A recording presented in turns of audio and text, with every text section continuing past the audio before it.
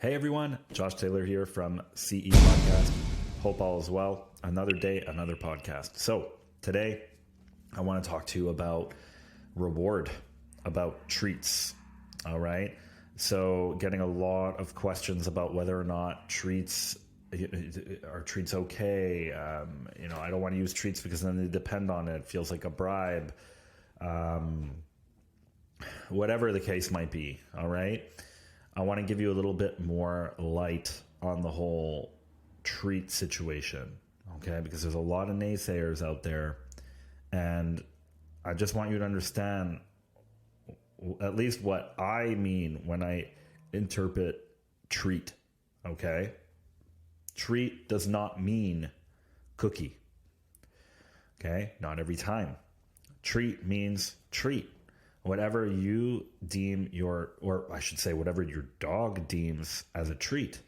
So it could be a ball, it could be a toy, it could be a tug toy, it could be, of course, food, it could be whatever the case might be. All right, you need to figure out what that is. It won't be that hard, okay? When we have our children, we know what they like, we know what they want to have, and so, sometimes we use that when they do something really good. So they had a really good day at school, the teacher calls us and says, they'll say, like, my son Jet did this or that, or my son, he raised money for cancer, and he's 6, and he in the summertime, he got like a little table, and he took water bottles from our house, obviously, and he put water bottles, and he just started selling them for a few bucks, and all the money was going to cancer, and so he ended up doing really good. In fact, the Cancer Society, I forget the booklet. Shoot, I wish I brought it. Anyways. And it says, a big thank you to Jet Taylor for, raising this much money and this and that. And I mean, that was huge. And when I saw that, I was floored, and so I wanted to do something that he loved to do that was a treat, right? So this is how and what you want to look at it when it comes to your dog. And so, your dog might not necessarily raise money for cancer. Maybe some do, by the way. I see some incredible things that we do with dogs. I also have a pet therapy company with a partner of mine, and we help a lot of kids in schools, and it's really awesome. It's really awesome. But anyways, today it's about treats. Okay, so how many of you realize that a treat is going for a walk? Right? So when your dog gets super excited and is jumping on you and biting you and this and that because you grabbed the leash and we're going for a walk, and you proceed to put on the leash and then go for a walk, you technically just gave your dog a cookie. Might as well give him a piece of steak or whatever he or she loves. Okay? So it's very important that you kind of realize all the things that equal a treat to your dog. Okay? So walks are a big one. Playing fetch could be a big one. Food in itself could be a big one. All of these things can be very rewarding. So the idea here is that if my dog is barking at me, this is a great example. We know it has nothing to do with having to go potty. Okay, let's just say that. All right, let's say we know the dog just did potty. The dog doesn't have any illness right now. There's no, explosive diarrhea or anything like that, right? Okay, so we're in the clear. But our dog is nagging us, barking, and someone in the family or yourself even says, "Oh, maybe my dog needs to go for a walk," and so you proceed to get your stuff on, grab the leash. The dog's even more crazy, more excited, and then you go outside. What did the dog learn? The dog learned that the more I demand, the more I stomp my foot and bug you, the more I get what I want. Now, of course, there's some circumstances in here, and people could say, but what if the person never walks their dog or this or that? But I'm just trying to give you like a general idea here, okay? So it's so important that just for that walk, there's something, some give and take. So it could be that your dog is very calm. Maybe they're laying down, they're being still, they're chilling. This could be a time where I grab the leash and I say, let's go for a walk. Why? Because I'm rewarding calm. All right. At the end of the day, that's the whole point of treats. It's to reward calm. It's to reward something that you love to see, not as a bribe. A bribe would be something like your dog is jumping all over you. You pull out a cookie to get your dog to sit. They sit, and then you give them the cookie. Some dogs, you can absolutely get away with this, but most of them are going to be way too smart for that. They're going to connect the whole sequence of what just happened. They're going to start. Actually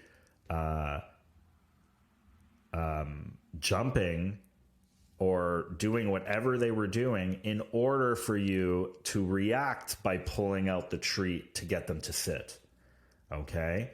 It is so important that you pick up on those things, because that's actually a very general, basic way that people or that trainers even, what we tell people to do at times. Okay, the dog is jumping, pull out the cookie, ask your dog to sit. They sit, good job, reward that behavior, because we're trying to reward what we do want. Yes, this is correct. But in some cases, or I should say in a lot of cases, your dog will actually start to associate, I act crazy, I jump, I get asked to sit, I get a cookie. But they don't pick up on just the ending part. They pick up on the whole thing. And the reason why that happens, you want to know why? I know you're out there, okay? Don't hide. When your dog is calm and quiet, we are less likely to pay attention to them. Okay, I'm going to repeat that. When our dog is chilling, let's say we have a very active, rambunctious dog. When they're laying down, when they're sleeping, or when they're just kind of hanging out with us, we are less likely to go over there and give them a cookie or give them a treat, meaning walk, meaning petting, meaning toy, when they are actually calm. Because usually we'll say something like, no, leave the dog alone. The dog is quiet. We need peace. This is a recipe for disaster. This actually really lowers the training level of your dog, because the dog will only associate that you react in the excitement. And so good things only come when I'm at that level of excitement. Okay? We want our dog to understand that arousal up is okay. There's nothing wrong with that, with reason. But arousal down is where really the good stuff happens. Okay? So I want you to really remember that treat is a lot deeper than just give a cookie when they're being good. Okay? So what do we know so far? We know that we should be watching on sequence. We should make sure that we're trying to proactively reward our dog when they're already calm, even if that may very well get them a little excited again. Okay? And you might be telling yourself, shh, leave the dog alone, like the dog's quiet. Okay? But believe it or not, this is the moments when you should reward. Okay? Not when you're trying to talk on the phone and the dog is bumping you with their nose, or barking at you, or slamming the paw on your leg, okay, or whatever. That is not the time to start petting your dog or giving them attention, okay, which is commonly what happens. So start proactively focusing on calm to reward, all right? And then once again, treat. So I'm on a walk and my dog is walking really nice. Things are going spectacular. Okay. Don't be shy to give affection. Let your dog talk to your dog. Just talking to your dog delivers oxytocin to the brain.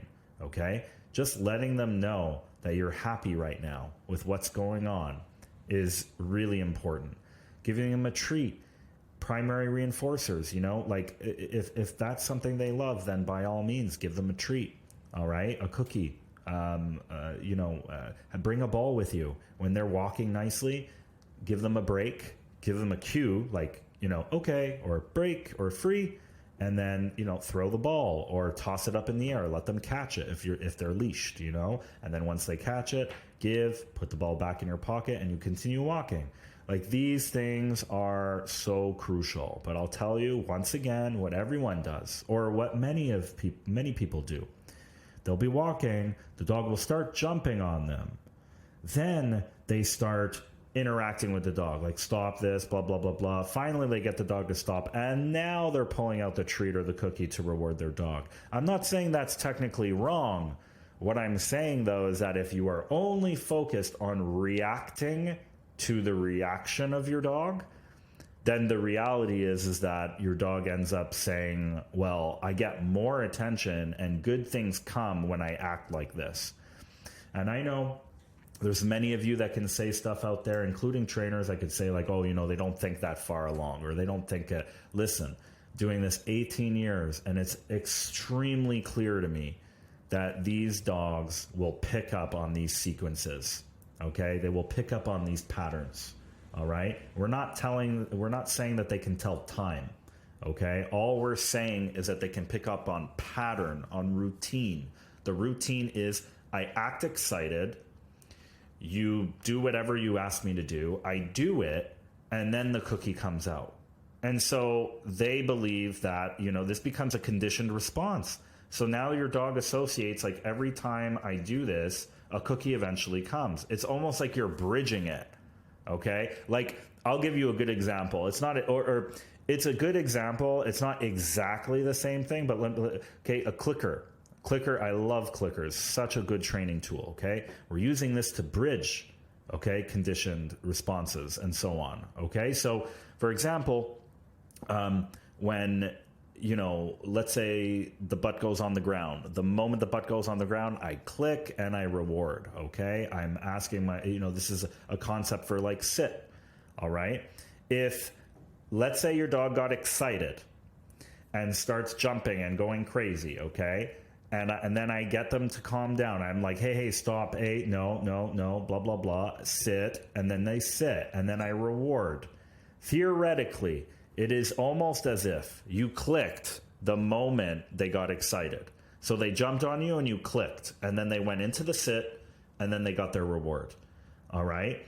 And a lot of people, they don't notice that this is happening. So they come to me and they think their dog is broken. All right, they think their dog is broken. So they're like, no, you don't understand. I've tried this so many times. And it's almost every time, and it's true. They actually did try it 5,000 times, and they did try their best. And it's not even that they were doing it wrong, okay? In the sense of, like, the cookie cutter dog training technique, okay? They were doing it right. The moment the dog sat, they rewarded. But they were never doing it proactively. They were never. So this is kind of, I'll give you a good example of something that I do with my dog. Because my dog can still be very excited. White lab, service dog for my son. But when my dog is not working, my dog can be very excited. And so if I am going on a walk and my dog starts jumping over me, all over me, for whatever reason, I don't know, maybe the dog saw, maybe she saw someone or something, or who knows. She gets excited.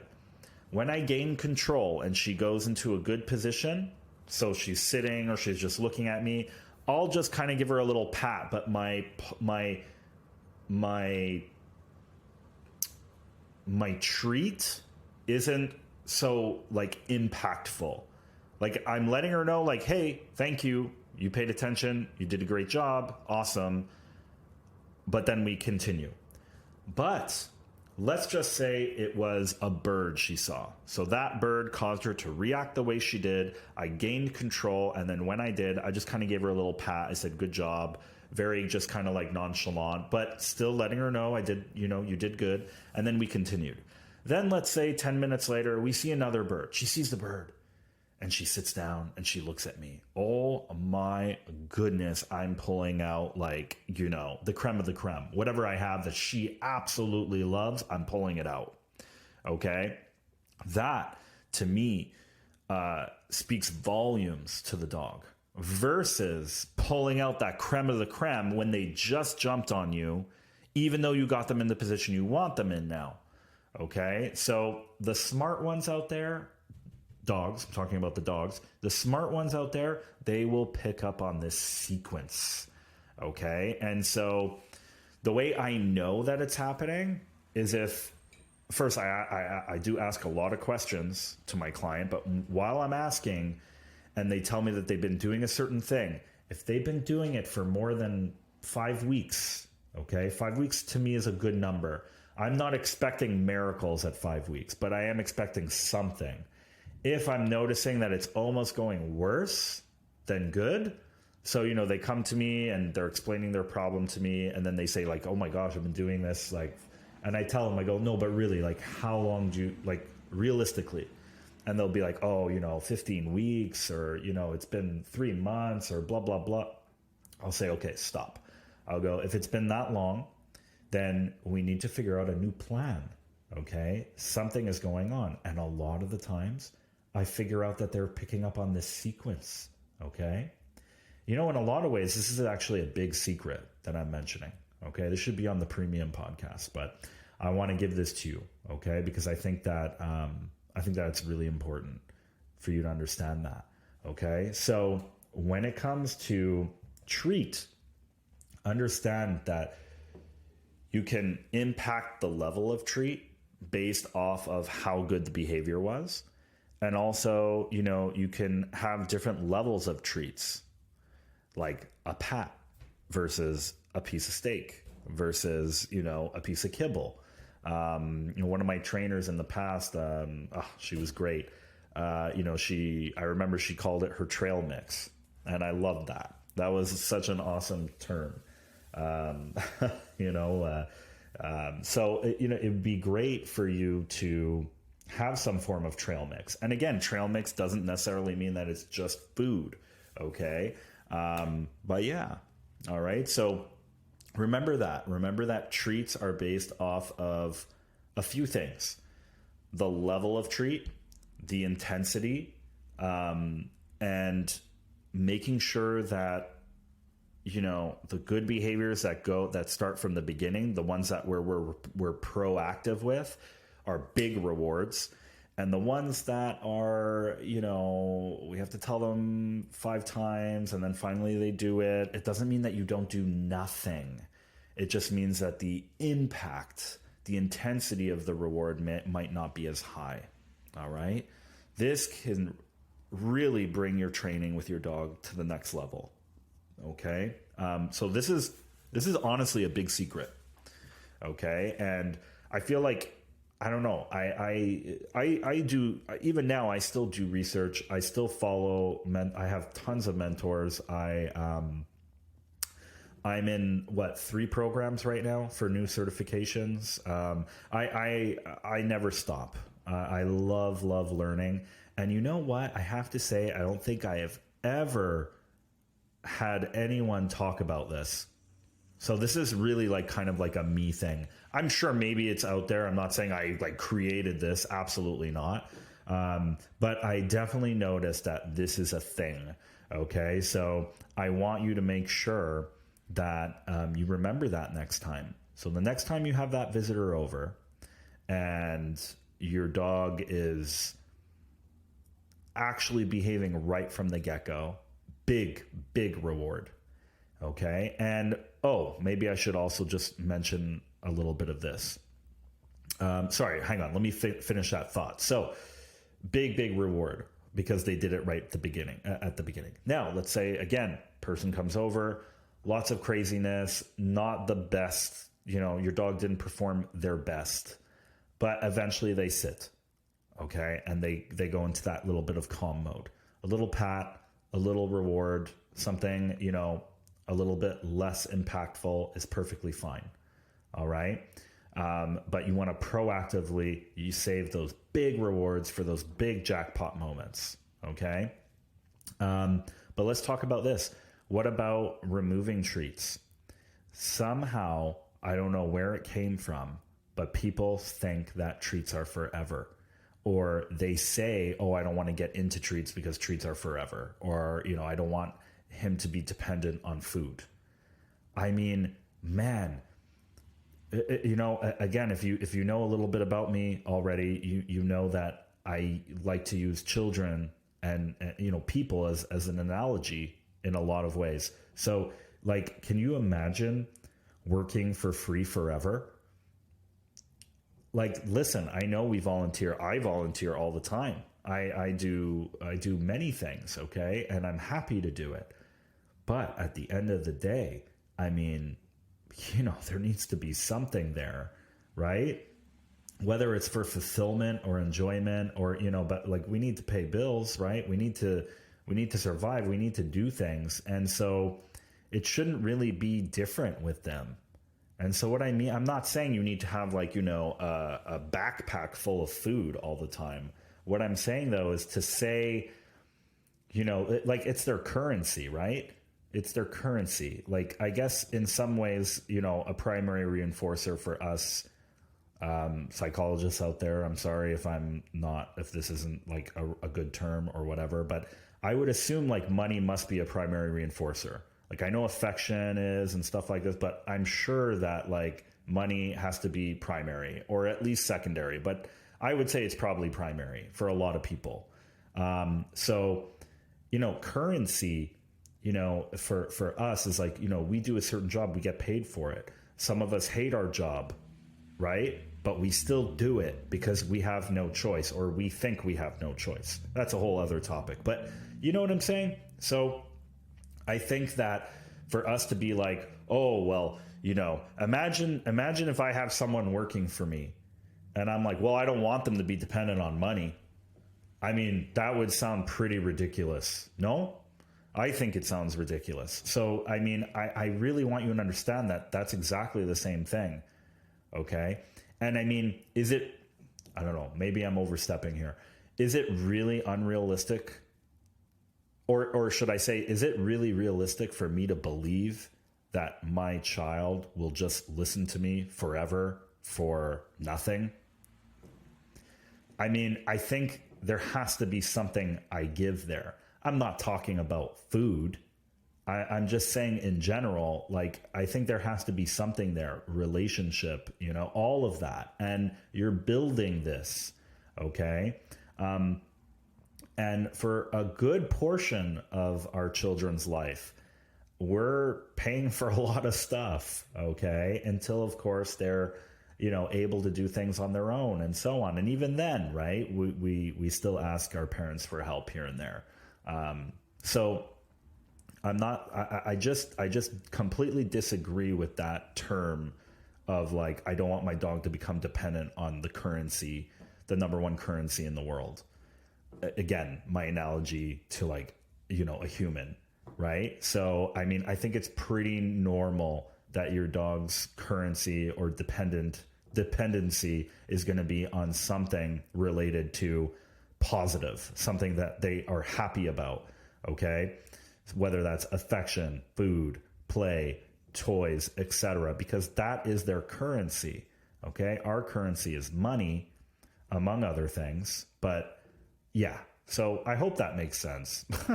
I don't know. I'm just chatting here, so at this point. But so I want you to understand that this doesn't mean that, again, I walk with a backpack full of food and I'm throwing treats like crazy, okay, at my dog for everything. I'm very calculated at how I do it. And like I just mentioned, I'm rewarding big treats when things are happening that are very proactive. And I'm not necessarily going all out when it's like, you did okay. It might be like a pat or this or that, okay? But like, I'll give you a good example. Daphne, my German Shepherd, when she was with me, she was the best demo dog ever. I mean, she was just great. I mean, she was more than just a demo dog, obviously, but like, I just mean like her working with me, it was amazing. And for her, the currency, aside from love, was a ball. If she had a tennis ball, I mean, anything could go on in the world around her and she would not care at all. Okay. She would be hyper focused on that ball, just absolutely obsessed. And I used that in so many ways as an advantage. to the point where even her last few days, she was just so mesmerized and in love with the ball. So, she went through search and rescue and all sorts of training, scent training, you name it, like world class obedience, just from having a ball in my pocket. Okay. And she loved it. And so if someone says to me, yeah, but you depend on it. No, not at all. I could leave that ball at home, and for the most part, she would still become just absolutely obsessed with my every move. Okay. Yeah. It's a German Shepherd. We're not going to get into breed specifics and stuff like that, but there's a lot to go with that. But nonetheless, I don't want you to think that they will become absolutely dependent on it. Okay. If you're doing things right, it will not be a bribe. If you're doing things right, you will have balance with the treats, whether it's a ball, a toy, food, whatever. If you follow this protocol, if you follow this secret, okay? So, Josh Taylor, Canine Education, CE Podcast. If you want to email me and talk a little bit or even be on the show, please send me an email at cepodcast@canineeducation.ca, and we can get into it. All right? Thank you so much. Have a wonderful day, and stay tuned for next week. All right. Bye.